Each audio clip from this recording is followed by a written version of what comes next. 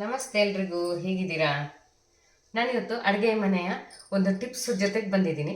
ಇದು ಟಿಪ್ಸ್ ಏನಪ್ಪ ಅಂತಂದರೆ, ಸಾಮಾನ್ಯವಾಗಿ ನಾವು ಮಣ್ಣಿನ ಪಾತ್ರೆ ಎಲ್ಲ ತೊಗೊಂಬರ್ತೀವಲ್ಲ, ಆವಾಗ ಇದು ಒಡೆದೋಗುತ್ತೆ ಅನ್ನೋರೇ ಜಾಸ್ತಿ. ಸಾಮಾನ್ಯವಾಗಿ ಗ್ಯಾಸ್ ಸ್ಟವಲ್ಲಿ ಇಟ್ಟಾಗ ಒಡೆದೋಗುತ್ತೆ ಅನ್ನೋರೇ ಜಾಸ್ತಿ. ಅದಕ್ಕೋಸ್ಕರ ಮಣ್ಣಿನ ಪಾತ್ರೆ ಯಾವುದೇ ತಂದರೂ ಹೇಗೆ ಪಳಗಿಸ್ಬೇಕಂತ ತೋರಿಸ್ತೀನಿ. ನಾನಿದು ಬಾಣಲೆನ ತಂದಿದ್ದೀನಿ. ಆದರೆ ನೀವು ಅನ್ಕೋಬೋದು ಈ ಬಾಣಲೆಗೆ ಏನು ಹಚ್ಚಿದ್ದೀನಿ ಅಂತ. ಇದು ಸುಣ್ಣವನ್ನು ಹಚ್ಚಿ ಒಳಗೆ ತಂದಿದ್ದೀನಿ. ನಮ್ಮ ಹಳ್ಳಿ ಕಡೆ ಪದ್ಧತಿ ಹೇಗಂತಂದರೆ, ಮಣ್ಣಿನ ಮಡಿಕೆ ಅಥವಾ ಮಣ್ಣಿನ ಪಾತ್ರೆ ಯಾವುದೇ ತಂದ್ರೂ ಒಳಗೆ ಸೀದಾ ತಗೊಂಬರೋಂಗಿಲ್ಲ. ಇದನ್ನು ಹೊರಗಡೆನೇ ಇಟ್ಟು ಅಲ್ಲೇ ಪಳಗಿಸ್ಬಿಟ್ಟು ಆ ನಂತರ ಒಳಗೆ ತರುವಂಥದ್ದು. ಯಾವುದೇ ಕಾರಣಕ್ಕೂ ಹಾಗೇನೆ ಮಣ್ಣಿನ ಪಾತ್ರೆನ ಒಳಗೆ ತರೋಕ್ಕಿಲ್ಲ. ಅದಕ್ಕೋಸ್ಕರ ಪಳಗಿಸ್ಬಿಟ್ಟು ಆಮೇಲೆ ಇಲ್ಲಿ ತರುವಂಥದ್ದು. ಆದರೆ ಪೇಟೆ ಬದಿಲೆಲ್ಲ ಎಂತ ಮಾಡೋದಲ್ಲ, ಹೊರಗಡೆ ಎಲ್ಲ ಜಾಗ ಇರಲ್ಲ, ಪಳಗಿಸೋದಕ್ಕೆ ಆಗೋದೇ ಇಲ್ಲ. ಹಾಗಿರುವಾಗ ಇದಕ್ಕೆ ಕಡೆ ಪಕ್ಷ ಸುಣ್ಣದ ಒಂದು ಬೊಟ್ಟನ್ನಿಟ್ಟು ಅಥವಾ ಸುಣ್ಣದ ಈ ಥರ ಗೆರೆಯನ್ನು ಎಳೆದ್ಬಿಟ್ಟು ಆಮೇಲೆ ತೊಗೊಂಬರ್ಬೇಕು ಅದಕ್ಕೋಸ್ಕರ ಈ ಸುಣ್ಣದ ಗೆರೆಯನ್ನು ಎಳೆದಿದ್ದೀನಿ. ಇವಾಗ ಇದನ್ನು ಹೇಗೆ ಪಳಗಿಸ್ಬೇಕಂತ ತೋರಿಸ್ಕೊಡ್ತೀನಿ. ಮೊದಲಿಗೆ ನಾವೇನು ಮಾಡ್ಬೇಕಂತಂದರೆ,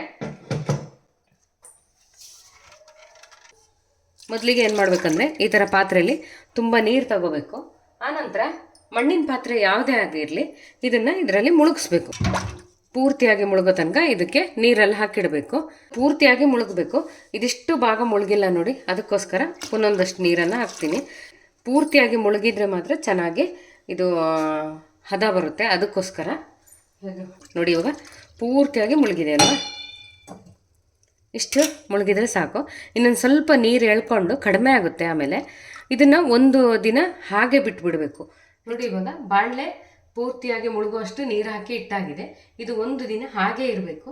ನಿಮ್ಮನೇಲೂ ಕೂಡ ಪಾತ್ರೆ ತಂದಾಗ, ಅದರಲ್ಲೂ ಮಣ್ಣಿನ ಪಾತ್ರೆ, ಎಲ್ಲ ಪಾತ್ರೆ ತಂದಾಗಲ್ಲ, ಮಣ್ಣಿನ ಪಾತ್ರೆ ತಂದಾಗ ಈ ರೀತಿಯಾಗಿ ನೀರಲ್ಲಿ ನೆನೆ ಹಾಕಿ ಒಂದು ದಿನ ನೆನೆದಾದ ನಂತರ ಆಮೇಲೆ ಇದನ್ನು ಹದ ಮಾಡೋದಕ್ಕೆ ಇನ್ನೂ 2 ವಿಧಾನ ಇದೆ.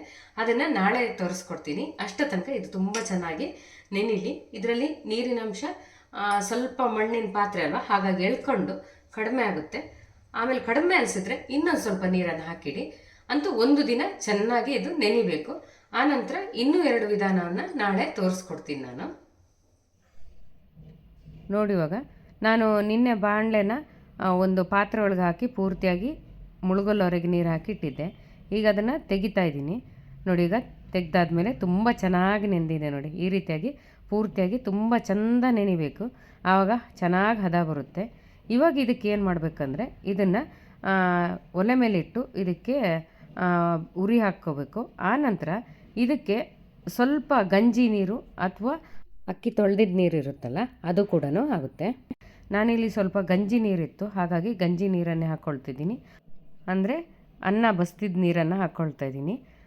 ಹಾಗಾಗಿ ನೀವು ಅನ್ನ ಬಸ್ತಿದ್ದ ನೀರಿದ್ದರೆ ಅನ್ನ ಬಸ್ತಿದ್ದ ನೀರೇ ಹಾಕ್ಕೊಳ್ಳಿ. ಇಲ್ಲಾಂದರೆ ಅಕ್ಕಿ ತೊಳೆದಿದ್ದ ನೀರು ಇರುತ್ತಲ್ಲ, ಅದು ಹಾಕ್ಕೊಂಡ್ರೂ ಅಡ್ಡಿ ಇಲ್ಲ. ಇವಾಗ ಸ್ವಲ್ಪ ನೀರಿನ ಪ್ರಮಾಣ ಕಮ್ಮಿ ಆಯಿತು. ಆವಾಗ ಇನ್ನೊಂದು ಸ್ವಲ್ಪ ನೀರನ್ನು ಹಾಕ್ಕೊಂಬಿಟ್ಟು ಇದನ್ನು ಚೆನ್ನಾಗಿ ಕುದಿಯೋದಕ್ಕಂತ ಬಿಟ್ಬಿಡ್ತೀನಿ.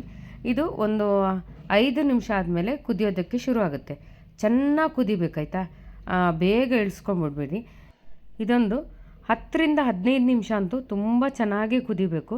ಎಷ್ಟು ಚೆನ್ನಾಗಿ ಕುದಿಯುತ್ತೋ ಅಷ್ಟು ಚೆಂದ ಹದ ಬರುತ್ತೆ.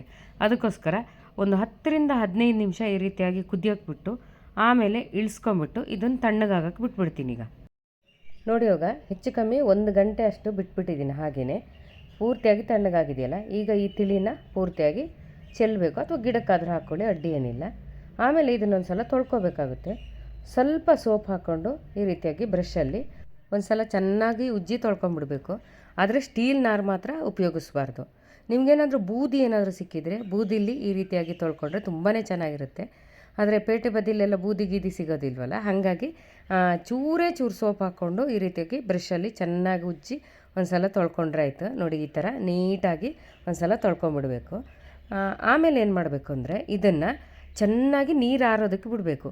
ಸ್ವಲ್ಪ ಹದ ಬಿಸಿಲು ಏನಾದರೂ ಇದ್ದರೆ ಅಲ್ಲಿ ಬಿಸಿಲಲ್ಲಿಟ್ಟರೆ ಒಳ್ಳೆಯದು. ಇಲ್ಲಾಂದರೆ ಹಾಗೆಯೇ ಸ್ವಲ್ಪ ಹೊತ್ತು ಚೆನ್ನಾಗಿ ನೀರು ಆರೋ ತನಕ ಬಿಟ್ಟರೆ ಆಯಿತು. ನೋಡಿ, ಇವಾಗ 3-4 ಗಂಟೆ ಬಿಟ್ಟ ಮೇಲೆ ಈ ಥರ ಚೆನ್ನಾಗಿ ನೀರು ಆರಿಬಿಟ್ಟಿದೆಯಲ್ಲ. ಇವಾಗ ಏನು ಮಾಡ್ತೀನಿ ಅಂದರೆ, ಸ್ವಲ್ಪ ಎಣ್ಣೆನ ಹಾಕಿಬಿಟ್ಟು ಇದಕ್ಕೆ ಸುತ್ತಲೂ ಬಳಿಬೇಕು. ನಾನಿಲ್ಲಿ 3ರಿಂದ 4 ಚಮಚ ಎಣ್ಣೆ ಹಾಕ್ಕೊಂಡಿದ್ದೀನಿ. ಇಷ್ಟು ಎಣ್ಣೆ ಹಾಕ್ಕೊಂಡು ಈ ರೀತಿಯಾಗಿ ಪೂರ್ತಿಯಾಗಿ ಅದರ ಪಾತ್ರೆ ಸುತ್ತಲೂ ಈ ರೀತಿ ಬಳಿತಾ ಹೋಗಬೇಕು.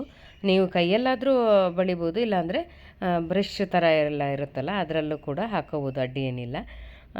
ಈ ರೀತಿಯಾಗಿ ಮಾತ್ರ ಪೂರ್ತಿಯಾಗಿ ಚೆನ್ನಾಗಿ ಎಣ್ಣೆ ಹಚ್ಕೋಬೇಕು. ಇದಕ್ಕೆ ಎಣ್ಣೆ ಹಚ್ಚುವಾಗ ಇದೆಯಲ್ಲ, ತುಂಬ ಕಮ್ಮಿ ಎಣ್ಣೆ ಹಾಕಬೇಡಿ, ಪಸೆ ಪಸೆ ಥರ.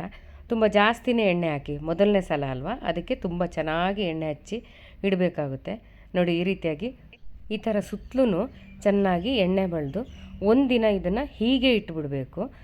ಯಾವುದೇ ಕಾರಣಕ್ಕೂ ಅಡುಗೆ ಎಲ್ಲ ಇವತ್ತೇ ಮಾಡಬಾರ್ದು. ಒಂದಿನ ಇಟ್ಟಾದಮೇಲೆ ಆಮೇಲೆ ಉಪಯೋಗಿಸ್ಕೋಬೋದು. ನೋಡಿದ್ರಲ್ವ, ಈ ರೀತಿಯಾಗಿ ಎಣ್ಣೆ ಹಾಕಿ ಒಂದಿನ ಪೂರ್ತಿಯಾಗಿ ಬಿಟ್ಬಿಡಬೇಕು. ನಾನು ಇದನ್ನು ಒಂದಿನ ಹಾಗೆ ಬಿಡ್ತಾಯಿದ್ದೀನಿ. ನೋಡಿ, ಇದು ಮಾರನೇ ದಿನ ನಾನು ನಿಮಗೆ ತೋರಿಸಿರುವಂಥದ್ದು. ನೋಡಿ ಎಷ್ಟು ಚೆನ್ನಾಗಿ ಎಲ್ಲ ಎಣ್ಣೆ ಎಳ್ಕೊಂಡು, ಈಗ ಸ್ವಲ್ಪ ಪಸೆ ಮಾತ್ರ ಉಳ್ಕೊಂಡಿದೆ, ಅದನ್ನು ಪೂರ್ತಿಯಾಗಿ ಆರೋ ತನಕ ಬಿಟ್ಬಿಡ್ತಾಯಿದ್ದೀನಿ. ನೋಡಿ ತುಂಬ ಚೆನ್ನಾಗಿ ಎಣ್ಣೆ ಎಲ್ಲ ಎಳ್ಕೊಂಡಿದೆ. ನೋಡಿದ್ರಲ್ವ, ಹೊಸ ಮಣ್ಣಿನ ಪಾತ್ರೆ ತಂದಾಗ ಹೇಗೆ ಇದನ್ನು ಪಳಗಿಸ್ಬೇಕು ಅಂಥೇಳಿ. ಈ ರೀತಿಯಾಗಿ ಪಳಗಿಸಿಟ್ಕೊಂಡ್ರೆ ನೀವು ಸಾಮಾನ್ಯವಾಗಿ ಗ್ಯಾಸ್ ಒಲೆಯಲ್ಲಿಟ್ಟರು ಎಂಥದ್ದು ಆಗೋದಿಲ್ಲ, ಒಡೆಯುತ್ತೆ ಅನ್ನೋದು ಚಿಂತೆಯೇ ಇಲ್ಲ. ಆವಾಗ ಆರಾಮಾಗಿ ಗ್ಯಾಸ್ ಒಲೆಯಲ್ಲೂ ಕೂಡ ಅಡುಗೆ ಮಾಡ್ಕೋಬೋದು. ನೀವು ಇನ್ನು ಮುಂದೆ ಮಣ್ಣಿನ ಪಾತ್ರೆ ತಂದಾಗ ಈ ರೀತಿಯಾಗಿ ಹದ ಮಾಡಿಟ್ಕೊಳ್ಳಿ, ಆವಾಗ ತುಂಬ ವರ್ಷ ಕೂಡ ಬಾಳಿಕೆ ಬರುತ್ತೆ. ಹಾಗೆಯೇ ಮಣ್ಣಿನ ಮಡಿಕೆಯಲ್ಲಿ ಅಡುಗೆ ಮಾಡಿ ತಿನ್ನೋದ್ರಿಂದ ನಮ್ಮ ಆರೋಗ್ಯಕ್ಕೂ ಕೂಡ ಒಳ್ಳೆಯದು. ಖಂಡಿತವಾಗ್ಲೂ ಈ ಟಿಪ್ಸ್ ನಿಮಗೆ ಉಪಯೋಗಕ್ಕೆ ಬರುತ್ತೆ ಅಂತ ಅಂದ್ಕೊಂಡು ಇಲ್ಲಿಗೆ ಈ ವಿಡಿಯೋನ ಮುಗಿಸ್ತಿದ್ದೀನಿ. ಮುಂದಿನ ವಿಡಿಯೋದಲ್ಲಿ ಸಿಗ್ತೀನಿ. ಅಲ್ಲಿವರೆಗೂ ಹೋಗಿ ಬರಲಾ? ನಮಸ್ಕಾರ. ಎಲ್ರಿಗೂ ಶುಭವಾಗಲಿ.